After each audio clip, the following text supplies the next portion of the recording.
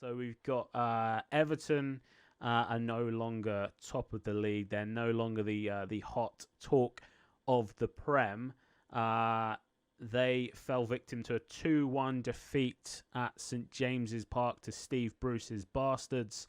A late goal from Calvert-Lewin, so really it was almost a 2-0 defeat. They kind of struggled, I think, since that Liverpool game. And John, I'll come to you first on this one.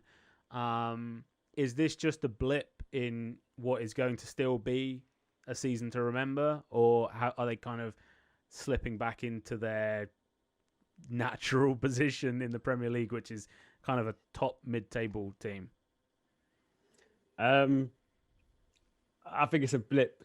I'm backed Everton from the first few games when I saw them play, and I'm still backing them to at least get in the top 5. I think once they get Hammers back, I think he makes them tick. I know that he did get a lot of the plaudits initially, but then I think people started looking at Decore and Allen and stuff. But I think you need that player to just see a quick pass and to speed things up in the final third and to kind of see things that other players don't see, and that's what you pay your money for, you know. I think he's got that. I just think Richarlison as well. I think Richarlison and James, I think when they come back, I think they'll click back into gear. I think Richarlison, I think if anyone watched Match of the Day, I think they covered it quite well, that without him, like, Calvert-Lewin doesn't have enough space. He creates a lot of space. He's almost like a sacrificial lamb for the team. Mm-hmm. He just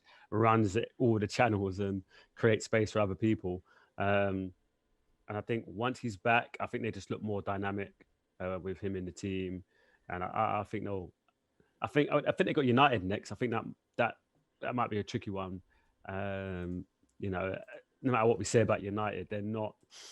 You know, they've got enough in their squad to kind of turn it around and perform in this game. So that could be a tough one for Everton. But I think, you know, once Charlison comes back, and that I think they'll come good again. Yeah, I certainly think, you know, he's the player that makes those runs in behind as well, and then you've got James is the guy that plays those balls through to find the guy running in behind. So without those two in the team, yeah, there's definitely a huge kind of dimension to their playbook is gone. You mentioned there Everton, Man United. That is the Saturday lunchtime game. Tom, what's your thoughts on Everton at this point? Obviously, it's probably quite nice for you to see them topple off the top of the league and be replaced by yourselves. But do you think they've still got quite a lot to offer this year in the Premier League? Yeah, I don't think they're going to totally like bomb or revert to like an Everton of old. I do think that they have something extra this year. Yeah, as John said, the loss of Richarlison. I think Richarlison during their like good form in the first few games of the season almost flew under the radar because obviously they had all these new signings and also Calvert-Lewin, who was obviously already there but scoring all the goals. So it's quite nice to at least see that something that happened during the Merseyside derby has actually gone on to like hurt Everton a little bit because obviously they have really missed him. But I could see them getting a result against United, 100%. Is it? What is it? It's at Goodison Park. It's at Goodison. Okay, yeah. So, was it? You know, sorry. Obviously Ancelotti's an incredible manager, and they have just taken their squad up a notch. So yeah, I'd be very surprised if they didn't get back to what they were doing, at least something close to what they were doing, pretty much straight away as soon as they got those two back. Yeah. Obviously, James carrying an injury, a testicular injury apparently.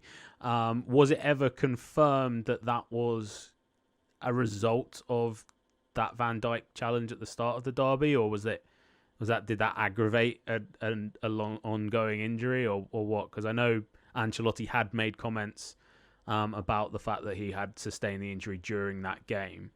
Was that anyone had anything confirmed there? Greg's got a bit of a smirk going on. Might just be the mention of testicles. If I speak, I'm in trouble. If I speak, I'm in big trouble. Yeah. Yeah. Well, we'll move on. But yeah, Everton, where do they sit now in the table? Is it fourth?